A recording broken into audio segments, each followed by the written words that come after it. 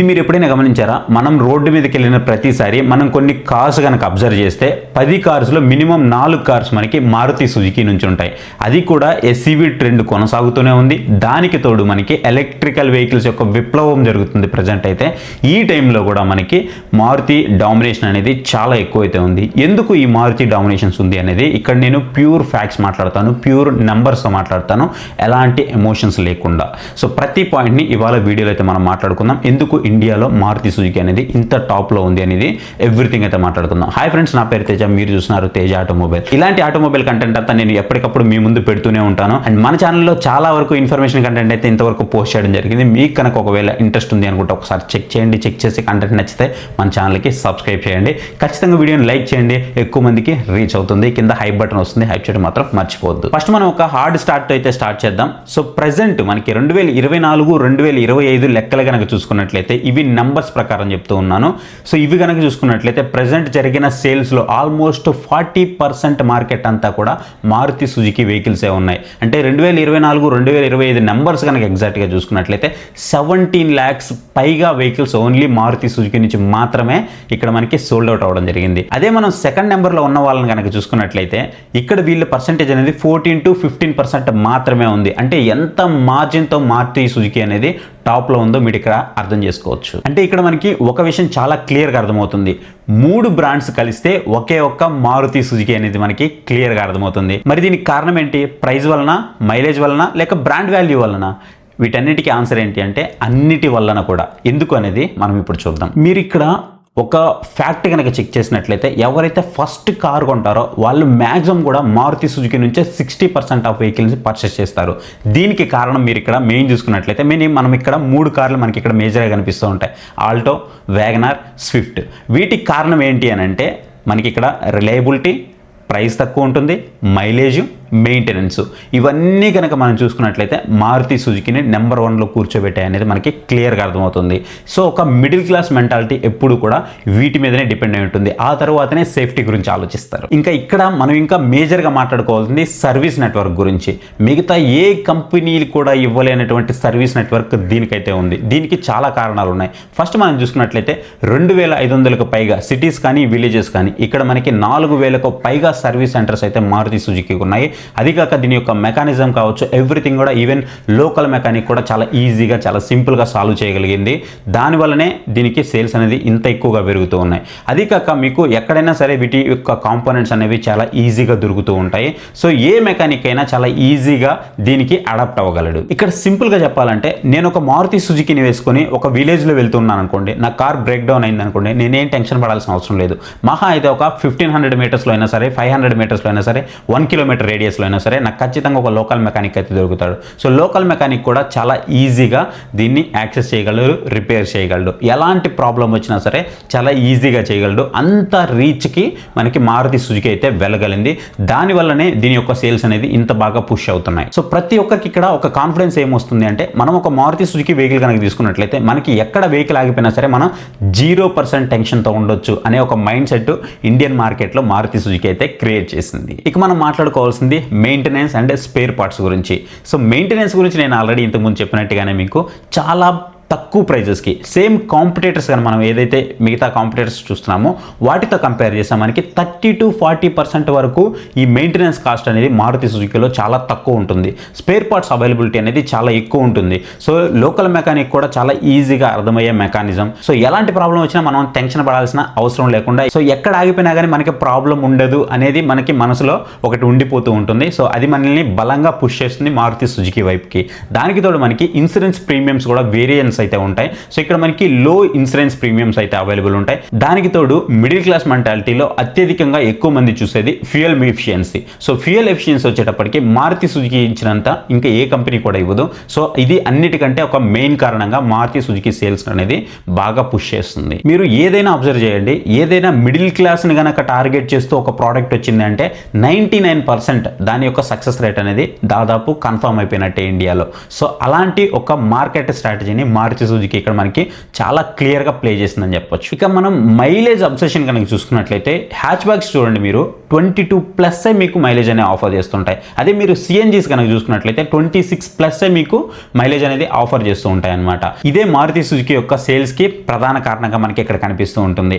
So మనము road మీద వెళ్తూ ఉన్నాం అనుకోండి, రోడ్డు మీద వెళ్తున్నప్పుడు ఖచ్చితంగా మనం ఒక కొత్త వెహికల్ మారుతి సుజుకి నుంచి వేసుకొని వెళ్తున్నాము అని అంటే, లేదా నాట్ ఓన్లీ మారుతి సుజుకి ఏ వెహికల్ వేసుకున్నా సరే పక్క నుంచి అయినా సరే ఎవరో ఒకరు మనల్ని అడుగుతూ ఉంటారు, మైలేజ్ ఎంత వస్తుంది అని అడుగుతూ ఉంటారు. సో జనరల్గా నేను రెగ్యులర్గా ఈవెంట్స్కి ట్రావెల్ చేస్తూ ఉంటాను కాబట్టి అక్కడ నాకు ఎక్కువగా ఎదురయ్యే ఒకే ఒక ప్రశ్న ఏంటి అంటే కిత్నా దేతి హై. సో ఇదే క్వశ్చన్ నన్ను ఎక్కువ మంది అడుగుతూ ఉంటారు. ఎందుకు అని అంటే ఎంత మైలేజ్ వస్తుంది అని ప్రతి ఒక్కరి మధ్యలో ఇదే ఉంటుంది, ఏ కార్ చూసినా సరే. సో దీన్ని ఖచ్చితంగా మారుతి సుజుకి అనేది దృష్టిలో పెట్టుకొని ఇండియన్ మార్కెట్ ఎవరైతే మిడిల్ క్లాస్ బయర్స్ ఉన్నారో వాళ్ళని బాగా టార్గెట్ చేసి సేల్స్ అనేది బాగా గ్రాప్ చేస్తుందని చెప్పాలి. అన్నిటికంటే కూడా మీకు ఇక్కడ సిఎన్జీ వేరియంట్స్ చూసుకున్నట్లయితే more than 70% of sales only Maruti సుజుకికి మాత్రమే అవైలబుల్ ఉన్నాయి సిఎన్జీలో. ఇక మనం మ్యానుఫ్యాక్చరింగ్ అలాగే కాస్ట్ కంట్రోల్ సీక్రెట్స్ గురించి మాట్లాడుకున్నట్లయితే గుజరాత్ హర్యానాలో మనకి మ్యానుఫ్యాక్చరింగ్ ప్లాంట్స్ అయితే ఉన్నాయి. వీళ్ళు హ్యూజ్ మ్యానుఫ్యాక్చరింగ్ అయితే చేస్తారు, అంటే ఎక్కువ ప్రొడక్షన్ ఒకేసారి చేస్తూ ఉంటారు. దానికి తోడు లోకల్ మ్యాన్ పవర్ని ఎక్కువగా యూజ్ చేయడానికి ట్రై చేస్తూ ఉంటారు. సో దానివల్ల వీళ్ళకి ఏమవుతుంది అంటే ప్రైస్ అనేది చాలా తక్కువ పడుతుంది. దానికి తోడు మార్కెట్లోకి వెళ్ళడానికి ఇంకొక మెయిన్ రీజన్ కూడా మనకి ఇక్కడ ఏంటి అంటే మిగతా కంపెనీస్తో మనం కంపేర్ చేసుకున్నట్లయితే మనం వెహికల్ బుక్ చేసిన వెయిటింగ్ పీరియడ్ ఏదైతే ఉంటుందో ఇది చాలా లెస్ ఉంటుంది. మనం వెహికల్ బుక్ చేయగానే వెహికల్ అయితే మనకి ఇచ్చేస్తూ ఉంటారు ఎలాంటి కండిషన్లో అయినా సరే. అండ్ దానితో పాటుగా మనకి ప్రైజెస్. సో చెప్పాను కదా నేను ప్రతిసారి కూడా మిడిల్ క్లాస్ అని ఇక్కడ ఎందుకు చెప్తూ ఉన్నానంటే మారుతి సుజుకి నుంచి ఎవరైతే వెహికల్స్ బై చేస్తుంటారో వీళ్ళందరూ కూడా దాదాపు మనకి మిడిల్ క్లాస్ నుంచే వస్తూ ఉంటారు. సో ప్రైజెస్ అనేవి మారుతి సుజుకి చాలా తక్కువ హైక్ చేస్తూ ఉంటుంది కంపేర్ టు మిగతా వాటితో కంపేర్ చేస్తే.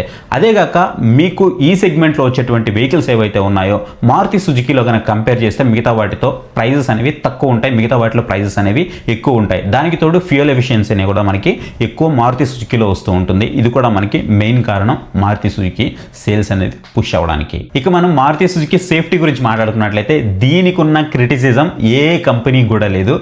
ఇది ఒక డబ్బా కార్లు అని చెప్పేసి చాలామంది అంటూ ఉంటారు, బట్ స్టిల్ అది ఏ కోసాన కూడా వాటి యొక్క సేల్స్ని ఎఫెక్ట్ చేయలేదు. ఇప్పటికి స్టిల్ ఇంత ట్రెండ్ నడుస్తూ ఉంది, గ్లోబల్ ఎన్కాప్లో 5 స్టార్ రేటింగ్లు అన్ని కార్లు సాధిస్తూ ఉన్నాయి. ఈ టైంలో కూడా 1-2 కార్స్ మారుతి సుజుకి నుంచి మనకి 5 స్టార్ రేటింగ్ సాధించినప్పటికీ దాని మీద కూడా డిబేట్స్ అనేవి చాలా వేలల్లో జరుగుతూ ఉంటాయి, ప్రతిరోజు జరుగుతూ ఉంటాయి. ఏ సోషల్ మీడియా ఓపెన్ చేసినా మనకి ఒక్క వీడియో అయినా కనిపిస్తూ ఉంటుంది. బట్ స్టిల్ 1% కూడా దాని మీద సేల్స్ ఎలాంటి ఎఫెక్ట్ చేయలేదు. ఎందుకు అంటే మెయిన్ ఇక్కడ మనకి ప్రైస్ లో ప్రైస్లో వస్తుంది, మెయింటెనెన్స్ అనేది చాలా లో ఉంటుంది, మనకి హై మైలేజ్ ఇస్తాయి, అండ్ వాళ్ళ యొక్క సర్వీస్ అనేది చాలా బాగుంటుంది కంపేర్ టు మిగతా వాళ్ళతో కంపేర్ చేస్తే.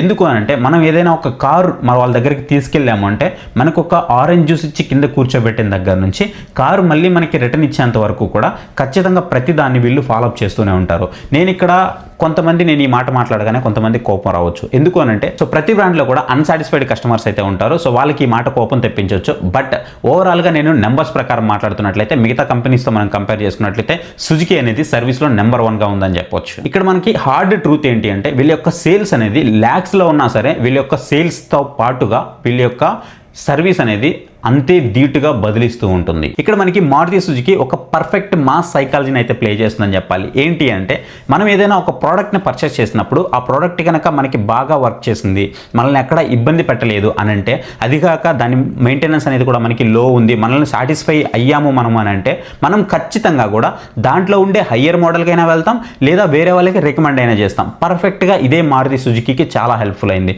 ఎవరైతే ఫస్ట్ టైం బయర్స్ ఒకసారి మారుతి సుజుకి వెహికల్ని పర్చేస్ చేస్తారో వాళ్ళు సాటిస్ఫాక్షన్ అనేది 90% ఉంటుంది కంపల్సరీగా. సో వీళ్ళు ఏం చేస్తారు, మిగతా కంపెనీస్ వాళ్ళని రివ్యూస్ అడిగినప్పుడు వాళ్ళు ఏదో ఒక దాంట్లో మాకు ఇది బాగలేదండి, అది బాగలేదండి, సర్వీస్ బాగలేదండి, లేదంటే మెకానిక్స్ బాగా చేయలేదండి, ఆ ప్రాబ్లం వచ్చిందండి, లేదంటే వీటి యొక్క కాస్ట్ ఇంత అయిందండి, ఇన్ని కిలోమీటర్లు తిరిగిన తర్వాత ఈ ప్రాబ్లం వచ్చిందండి అని చెప్తూ ఉంటారు. బట్ ఇక్కడ వీళ్ళు అన్ని ప్రాబ్లమ్స్ ఫేస్ చేసి ఉండరు. ఆ టైంలో వీళ్ళు కనిపించేది ఏంటి అంటే మనం ఎందుకు రిస్క్ తీసుకొని వేరే కంపెనీకి వెళ్ళాలి, దీంట్లోనే హయ్యర్ ఎండ్కి వెళ్తే సరిపోతుంది కదా అనేది వీళ్ళ మైండ్లో అయితే నిలబడిపోతూ ఉంటుంది. అందుకే ఒక్కసారి కనుక మారుతి సుజుకి వెహికల్స్కి అలవాటు పడిన వాళ్ళు మళ్ళీ కూడా మారుతి సుజుకి వెహికల్స్ కొనడానికే ఎక్కువ శాతం మొగ్గు చూపుతూ ఉంటారు. మరి అన్ని బాగానే ఉన్నాయి. ఇప్పుడు మనకి ఎస్యూవీ నుంచి బాగా డామినేషన్ పెరిగిపోతుంది, ఈవీ నుంచి కూడా బాగా డామినేషన్ పెరిగిపోతుంది. ఇంకా మారుతి సుజుకి చాలా లేట్గా ఎంట్రీ ఇచ్చింది కదా, మరి ఈ డామినేషన్లో మారుతి సుజుకి ఉండగలుగుతుందా అంటే ఖచ్చితంగా ఉండగలుగుతుంది. ఎందుకంటే వీళ్ళకున్నటువంటి స్ట్రాంగ్ బేస్ అలాంటిది. సో వీళ్ళకున్నటువంటి ట్రస్టెడ్ కస్టమర్స్ అలాంటి వాళ్ళు, వీళ్ళకున్నటువంటి డిస్ట్రిబ్యూటర్స్ కావచ్చు, వీళ్ళకున్నటువంటి ఏవైతే సర్వీస్ షోరూమ్స్ కావచ్చు, ఇవన్నీ కూడా మారుతి సుజుకిని ఒక బేస్ లెవెల్లో నిలబెట్టాయి. ఖచ్చితంగా మారుతి సుజుకి ఏ నిర్ణయం తీసుకున్నా సరే చాలా ఈజీగా కస్టమర్స్కి అడాప్ట్ చేయగలదు. అండ్ అంతేకాదు మనం ఒకసారి మారుతి సుజుకి వెహికల్ పర్చేస్ చేసిన తర్వాత దాన్ని మనం రీసేల్ చేయాలంటే కూడా రీసేల్ వాల్యూ హైగానే ఉంటుంది మారుతి సుజుకిది. సో ఇది కూడా మారుతి సుజుకి యొక్క సేల్స్ని పెంచడంలో చాలా హెల్ప్ అయింది. సో ఫ్రెండ్స్, మారుతి సుజుకి ఇక్కడ సక్సెస్ఫుల్ అవడానికి మనకి చాలా అయితే కనిపిస్తున్నాయి కారణాలు. ఇక్కడ మనకి ప్రైస్ అవ్వచ్చు, లేదా మైలేజ్ అవ్వచ్చు, సర్వీస్ అవ్వచ్చు, సో ఇట్లా మనకి రీసేల్ వాల్యూ అవ్వచ్చు, ఇదొక కాంబోలాగా కనిపిస్తూ ఉన్నాయన్నమాట. వీటన్నిటి వల్లనే మారుతి సుజుకి అనేది ఇంత సక్సెస్ఫుల్ అయితే అవ్వగలిగింది. ఇంతకీ మీరు ఏ కారు యూజ్ చేస్తున్నారు, ఏ కంపెనీ కారు యూజ్ చేస్తూ ఉన్నారు, అండ్ మీకు మారుతి సుజుకి నుంచి ఎలాంటి అనుభవం ఉంది, మిగతా కంపెనీలతో ఎలాంటి అనుభవం ఉంది అనేది కామెంట్ సెక్షన్లో పంచుకోండి. ఇది వేరే వాళ్ళకి కూడా హెల్ప్ఫుల్ అవుతుంది. సో ఈ వీడియో కనుక మీకు నచ్చింది అని అనుకుంటే ఖచ్చితంగా వీడియోని లైక్ చేసి కింద హైప్ బటన్ వస్తుంది, హైప్ చేయడం మాత్రం మర్చిపోవద్దు. So thank you for watching. See you next video. Bye bye. జై హింద్.